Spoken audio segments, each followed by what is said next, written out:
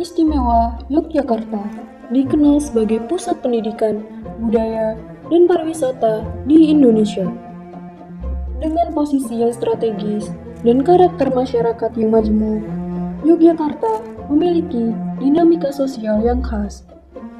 Kondisi ini menuntut agar penegakan hukum tidak semata berorientasi pada aspek yuridis, tetapi juga memperhatikan nilai kearifan lokal, menjaga harmoni sosial, serta mengutamakan kepentingan masyarakat luas.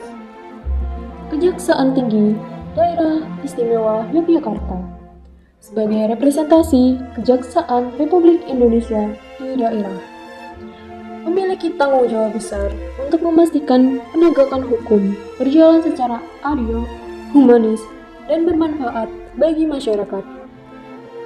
Salah satu terobosan penting yang diimplementasikan adalah pendekatan restoratif justice. Sebagaimana ditegaskan di dalam Surat Edaran Jaksa Agung Nomor SE2E EJP 7 2025. Esensi kebijakan ini adalah mengembalikan tersangka pada keadaan semula dengan menyentuh akar permasalahan yang melatar belakangi terjadinya tindak pidana.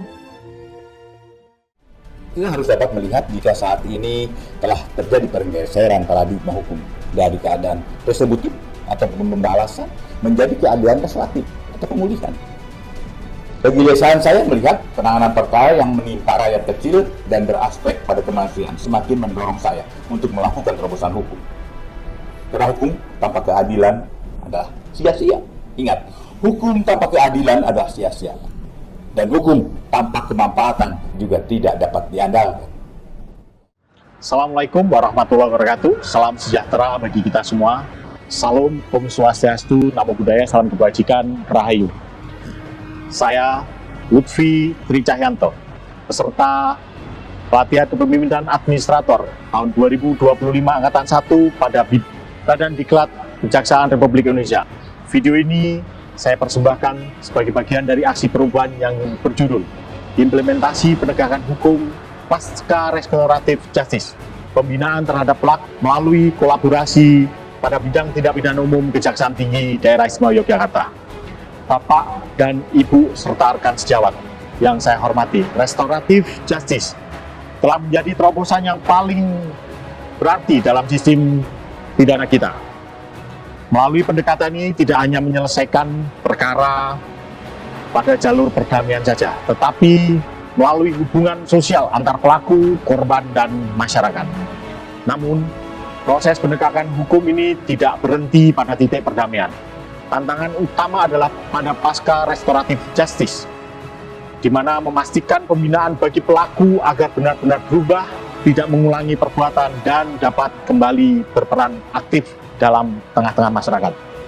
Melalui aksi perubahan ini, saya menekankan pentingnya kolaborasi lintas sektoral pada bidang tindak pidana umum perlu bersinergi dengan pemerintah daerah, lembaga sosial, dan aparat penegak hukum lainnya, serta masyarakat, sehingga menciptakan pola pembinaan yang terarah, humanis, dan berkesinambungan.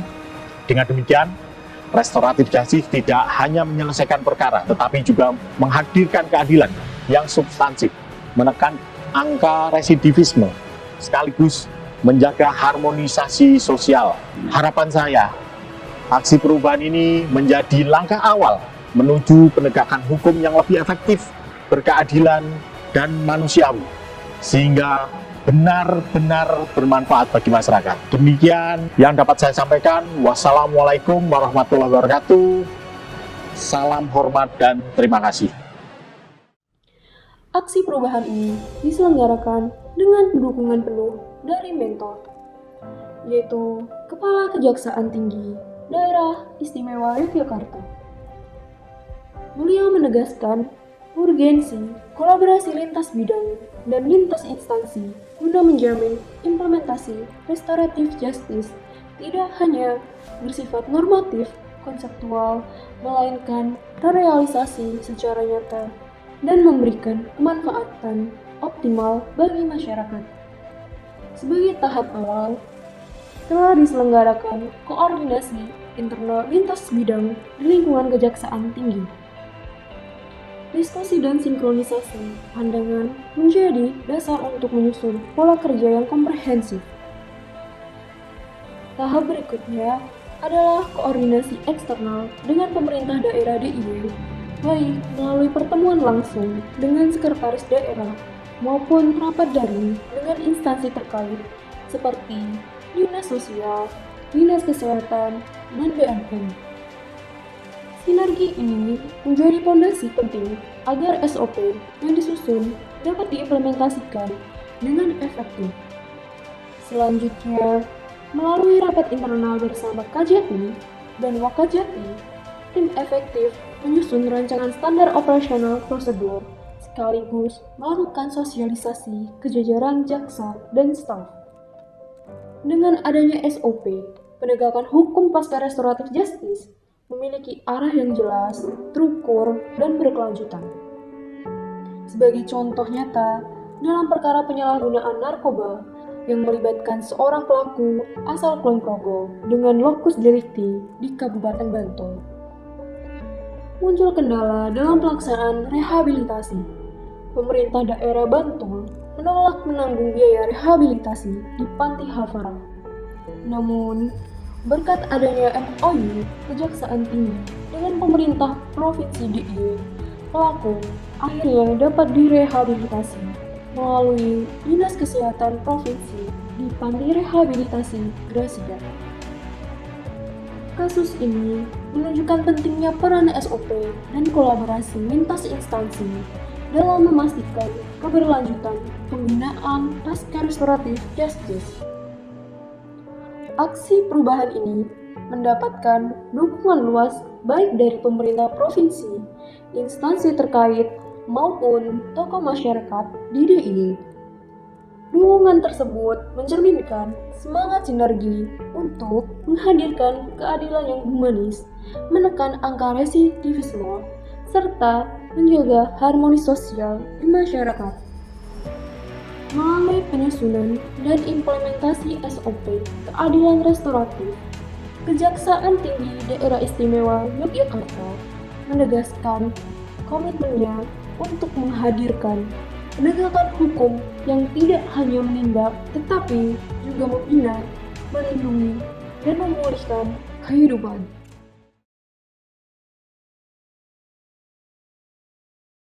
Saya mendukung aksi perubahan yang disusun oleh Saudara Lutfi Tritahyanto untuk pemenuhan tugas Diklat PKA di Badiklat Kejaksaan Republik Indonesia tahun 2025. Sukses! Assalamualaikum warahmatullahi wabarakatuh. Saya Ade Adiaksa, staf ahli Jaksa Agung Republik Indonesia, bidang organisasi, birokrasi, dan teknologi informasi, mendukung sepenuhnya inisiatif Saudara Lutfi Tritahyanto, SHMA. Assalamualaikum warahmatullahi wabarakatuh. Salam sejahtera untuk kita semua. Saya Arya Nugrahadi, penjabat Sekretaris Daerah Istimewa Yogyakarta, mendukung sepenuhnya inisiatif Lutfi Tritahyanto, SHMH. Assalamualaikum warahmatullahi wabarakatuh. Salam sejahtera buat kita semua. Saya Haris Setiawan, PLT Kepala Biro Hukum Setda DIY, mendukung sepenuhnya inisiatif Lutfi Tritahyanto, SHMH. Assalamualaikum warahmatullahi wabarakatuh. Saya Selamat Cakra Mulyana, Asisten Tindak Pidana Umum pada Kejaksaan Yogyakarta. Saya melihat aksi perubahan yang dilakukan oleh Saudara Lutfi Tritahyanto, SHMH. Saya Yono Budi Santoso, Kepala Kejaksaan Tinggi Daerah Istimewa Yogyakarta, melihat gagasan Saudara Lutfi Tritahyanto, SHMH melalui aksi perubahan berjudul implementasi penegakan hukum pasca proses restoratif justice sebagai pembinaan terhadap pelaku melalui kolaborasi pada tindak pidana umum merupakan suatu langkah strategis. Sebagai Kepala Kejaksaan Tinggi, saya memberikan apresiasi dan dukungan penuh atas upaya ini untuk memperkuat sistem pembinaan pelaku pasca proses restoratif justice yang lebih terarah dan humanis. Saya Farid Aminuddin, orang tua dari Rizna Latif Rahman, mendukung aksi perubahan Saudara Lutfi Tritahyanto serta Diklat PKA tahun 2025 Badan Diklat Kejaksaan. Semoga bermanfaat. Terima kasih.